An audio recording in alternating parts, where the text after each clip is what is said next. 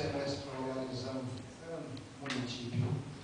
Sunt școlile noastre rânduite, cu activități excepționale.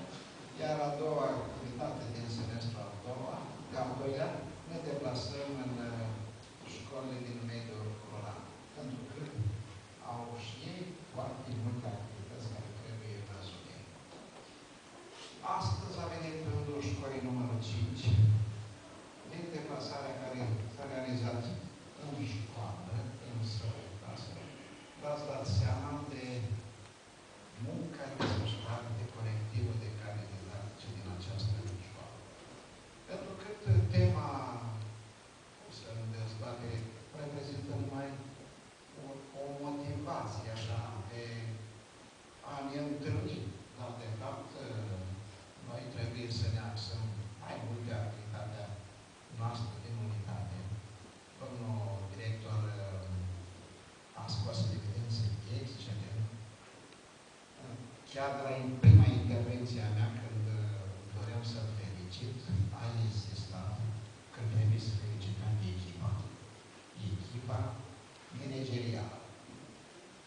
Dacă am pornit de la tema noastră cu funcțiile manageriale, materialul prezentat sumar de către domnul director nu a făcut o teoretizare a funcțiilor manageriale pe care toți directorii le-au învățat, le-au dezbătut, le-au asimilat la cursurile de management realizate în momentul nostru profesor Iacob Mero. Probabil că nu ar fi rău dacă aceste cursuri ar mai fi și reluate, pentru că s-au și mai uitat dintre ele, iar intervenția legislativului în această sferă are loc nu chiar finuț, câteodată chiar brutal, iar elemente de dezbatere există aproape tot timpul.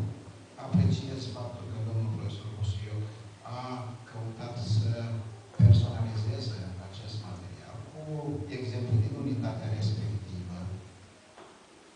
Și dacă ar fi să scot numai elementele principale, acel motto care l-am prezentat, cred că suficient de sugestiv.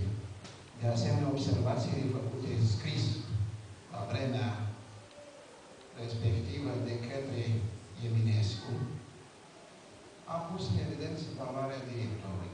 Practic, în zilele noastre, directorul are un rol sau poate să nu aibă, dacă privim într-un anumit unghi.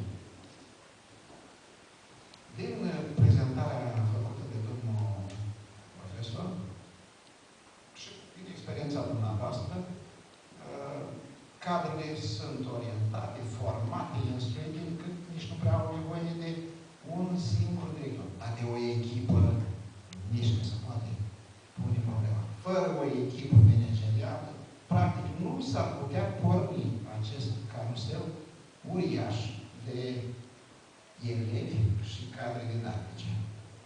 Domnul profesor, a ținut neapărat să vină și colegii lui în această sală.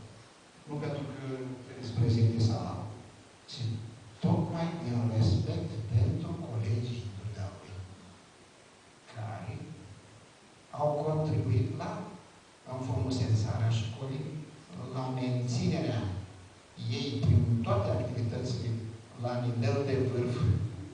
La nivel de vârf. Repet și pot să repet continuu această sintagmă. Și că astăzi elevii cu care noi lucrăm s-au prezentat excepțional. Acum, dacă luăm în dezbatere, eu știu elementele care au făcut obiectul de, eu știu, sarcina. Știm noi termenul, în cadrul funcțiilor manageriale, pornind de la o planificare, de la ștermând cu o evaluare, mă tot gândesc câteodată, pentru că eu mă apropii de sfârșit, dar ceilalți nu v-ați gândit niciodată. Dacă s-a ajuns că dacă dacă s-a ajuns că avem printre noi, nu aici, în sistemul nostru de învățământ, colegi care au făcut facultate fără să fie prezent niciodată, să se ducă numai la înscriere și la ridicatul diplomei. Și dacă tot se mai continuă cu sistemul ăsta, grip A1, nu se știe la câte litere o să mai ajungă, poate mai târziu, vom ajunge că și elevii vor sta acasă. Iar noi, dintr-o cabină,